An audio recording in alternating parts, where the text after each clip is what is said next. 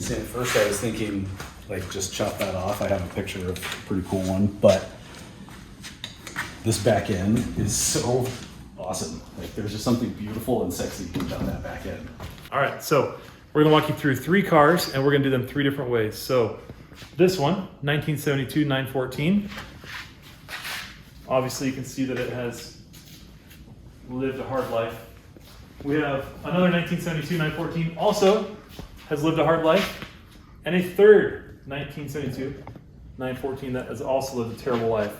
3 hard lives. 3 hard lives. All 3 of these cars have essentially the exact same specifications. They're all exactly the same cars, but they've all lived 50 years by themselves in different circumstances. And so Jason, Caleb, and I are gonna be taking these cars and reinventing them the way that we want to do it based on our personal preferences. So Jason, what are you gonna do on your car? I'm gonna be taking this one and we're gonna turn it into an off-road champion. Give it a lift, make it more of like rally style, put some off-road lights on, put a roll cage in there, and throw it onto a Subaru frame. That'll be a lot of fun.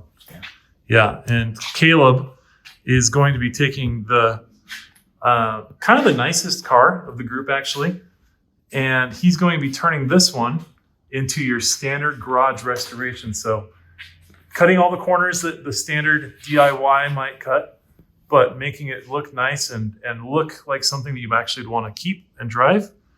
And I will be taking the bottom car, which is probably in the worst condition of, well, no, Jason's is worse, but I'll be taking this car, and I'm actually going to be taking it and doing kind of like a race car Le Mans GT style vehicle, where I'm going to do, they always say attitude is based on altitude. This one's altitude is way too high, so we're going to push it down to the ground, big wheels and tires, new motor, new suspension, and try to reinvent the whole car. Jason is going to do the exact opposite. He's going higher, taller. The cool thing on Jason's car, Jason, your car, to my knowledge, this will be the very first 4-wheel drive 914 ever made. That's pretty epic. That will be something. That'll be something to write home about. Well, I don't know. Write home about or be embarrassed. I don't know. But needless to say, we're not going to be maintaining these cars. We're not going to be doing anything that is going to make them into collector cars. We're going to make them so that we can use them the way we want to use them. So as we go along the way, we'll be taking things off, changing them up, and it'll be interesting because Caleb will do more DIY garage kind of projects that you're not used to seeing, or that you are used to seeing. You want to learn how to do them better. I'm going to be fabricating. Jason's going to be fabricating in 2 different ways, where Jason is going to do a body swap and I'm going to do a tube chassis. So 3 different cars completely done differently. So that'll be a lot of fun, and we'll see what happens there. Okay, so what I'm thinking is taking the car, looks like this right now, obviously. It's like a exact image of it. It's the exact same car. You can see it. And basically the original car came with like a vinyl top, vinyl like wrapped roof, things like that. Really actually very traditional. And one thing I really like about the car is that horizontal line right through there. Yeah. But I don't love the roof, and I don't love the way that the wheel arches are. And so in order to come up with like a little bit more of a modern take on the car, my thought was, and I did a little rendering here, if I can get it to go there. Essentially, this is what I'm thinking. Yeah. So take the wheels and go from the 14-inch rim that's on the car and go to a larger rim, less tire, and try to emphasize that horizontal line in a way that makes the roof look a little shorter, a little bit more streamlined. You can see the Targa. You can do the Targa line on the side there. Actually go through and cut this back edge so you can see, like this car is easiest to see it on. So you see how this comes down and this curvature right through here. Yeah. What I want to do is actually take it and cut straight down right here.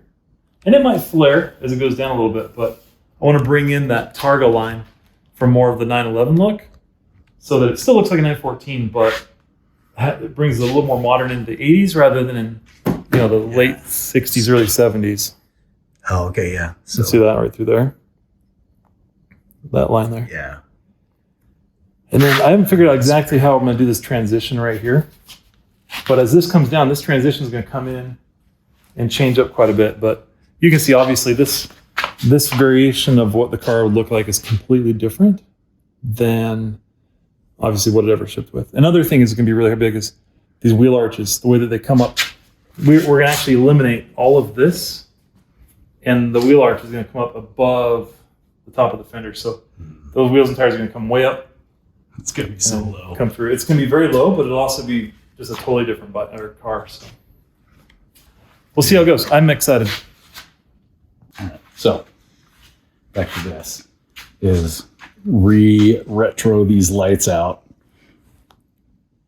That's cool. And it'd be great if we can keep round. I was trying to figure out how to incorporate because a lot of them have gone to the square lights now. Yeah. And I like that look. I think there was one.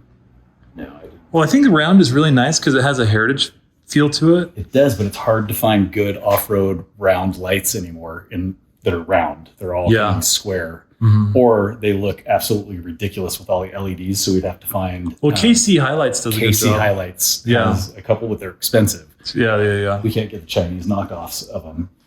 But anyway. That's kind of fun. That rendering or the image you have down, it looks a little like a buck-toothed beaver. Yeah. I think it's got a little... It does, huh? Yeah. But I do see what you're going for. Like the main light is on the bottom.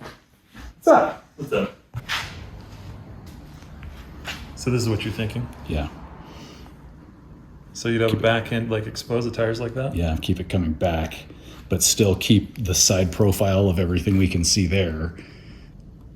But from the back, just hollow it out, and then it'll make room for the tires and the lift and everything else.